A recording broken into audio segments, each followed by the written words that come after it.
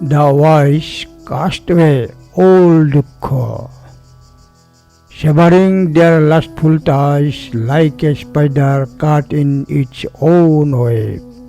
Dhammapad 347. Beings who are infatuated with lust fall back into the stream of craving they have generated, just as a spider does in the web it has spun.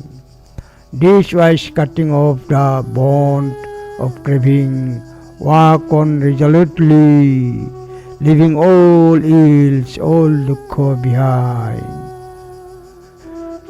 Ensnared in passion's back, they fall a spider on a web. This passion sharp, wander the wise forsaking dukkha all. Dhammapad 347. Ye ragorattanu patanti satong sayong katong makkotokobbo jalong etom pisettano bajjanti thira onopekkino sabba dukkhong pohayo. Dhammapad 347.